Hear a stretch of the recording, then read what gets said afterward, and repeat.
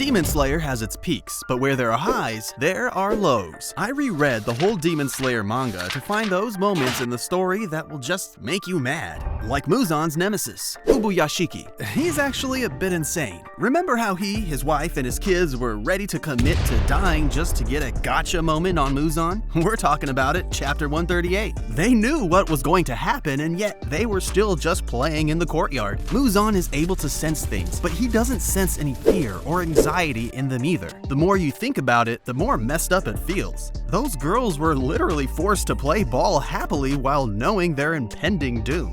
Okay, perhaps Ubuyashiki needed to die. Maybe he had to throw in the wife to be more convincing. But 2 of the kids as well? That just seems like an overkill. Literally. Speaking of kids, what about the final selection? It's seriously messed up. Why did the family think it was a good idea to let the hand demon be in the final selection? And no one noticed this demon getting stronger over the years? Or did they know, but just decided to keep him in there anyways? Yes, I know, it's a selection, not a training course, and I guess it's all about survival of the fittest. Some pillars even made comments about low rankers being weak soldiers, because in their minds, the recruits were getting weaker as less people were passing. Although the truth is the final selection's difficulty skyrocketed thanks to the hand demon being there for years. If they would have done something about it, the kids who died could have had a chance getting stronger naturally in combat once they passed the selection. It just all seemed like such a waste. Moving on, we have Tengen Uzui. We love him, but he definitely didn't make a good first impression. He shows up, picks up Aoi, and then spanks her because she wasn't so thrilled about going on the mission with him. Yes, Tengen is not that kind of guy, and there was nothing sexual about that spank, but as a first impression, it was mildly infuriating. Plus, he gets on his high horse a few moments later. He tells Tanjiro and the others that they're all garbage while he himself is a god. We know just how much of a role Tanjiro and the others played against Upper Moon 6, so yeah. Okay, and speaking of Upper Moon 6, whom they defeated, remind me how many times Daki had a mental breakdown where she started crying and threw a tantrum? There's especially that scene where she has her head in her lap while throwing a tantrum, and it doesn't get any better when Gyutaro quite literally pops out of her severed neck. Now that is a jump scare. If it weren't for the brilliant flashback, there wouldn't have been anything redeemable about her whiny character. But what about the one that replaces them? Kaigaku's entire character is all over the place. He was the one who let in the demon inside the temple during Gyomei's flashback. He used to be Zenitsu Sr., and then he became an Upper Moon? Of course, it's a brilliant setup if it was done well, but nah, it was just thrown at us at once with his reveal as the new Upper Moon 6 in chapter 143. It just seemed kinda annoying to introduce him this late in the game. If he was given even just 2 more chapters of proper articulation, he would have been a phenomenal villain.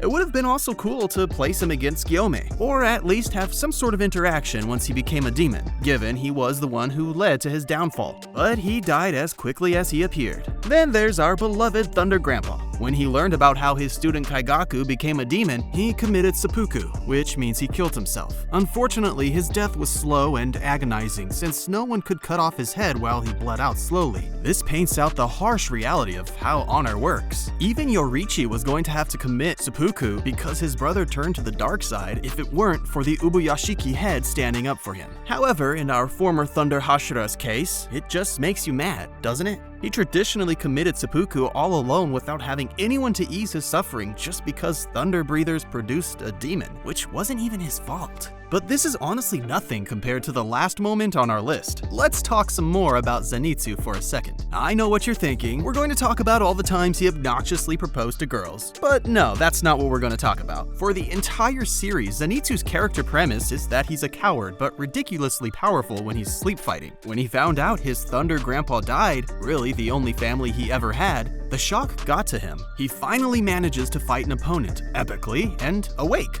But where's the build-up?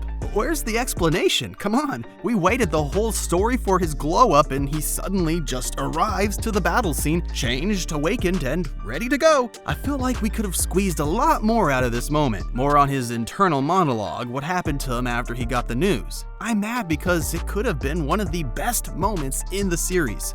Okay, this next one is going to sound silly. In the second episode of the third season, when Tanjiro steps up for the little swordsmith, he starts giving Muichiro this entire talk on how he is being cruel and everything. Even though he's not even listening, he has no time for Tanjiro's little speech. What's annoying about this scene is how Tanjiro doesn't understand where Muichiro is coming from at all, why he needs the key, and how hard he's worked to become his hazy-eyed prodigy. Muichiro is right. It really was a boring speech. He was like, it's not Naruto, so please just shut up. But this was still nothing compared to what Muichiro deals with later in this season. Upper Moon 5 is genuinely infuriating. Dude can't shut up about his art. And what's with all those weird poses he does? So revolting. And the way he was toying with those half-dead swordsmiths in his puppet weird art creation? When Muichiro does an actual critique of his art, he snaps and tells him that his eyeballs must be rotten. Yep, this is why it felt so peaceful when Upper Moon 5, Gyoko, was finally killed. Though it makes sense why Gyoko came with Hantengu.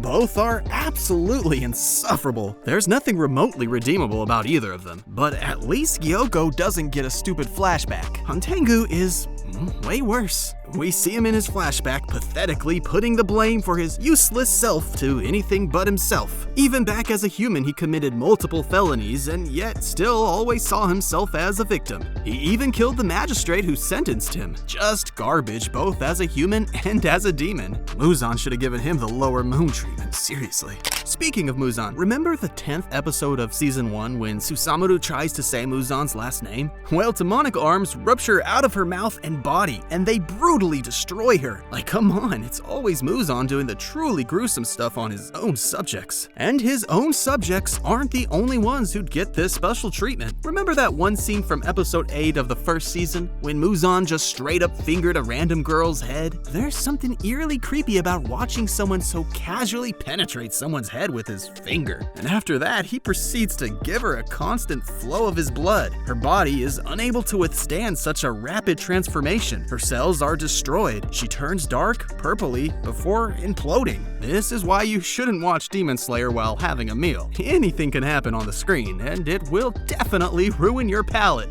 Just look at what he did to himself when the sun came up in chapter 199. He turns himself into a gigantic baby to escape the sun. But why? Why did the Demon King turn into something as fragile as a literal baby? It's like, can we get any lower than this? No, I don't think we can. But if there's one way we could have gotten lower, it's this. Mitsuri is the last Demon Slayer character who anyone would say they hate, but yet she also has the worst backstory. It was nonsensical and just mishandled. Seriously, for a lady as strong and cheerful as her, we could have gotten any kind of flashback, any at all, but what we do get is just her dyeing her hair and starving herself because all the potential mates didn't see her as attractive.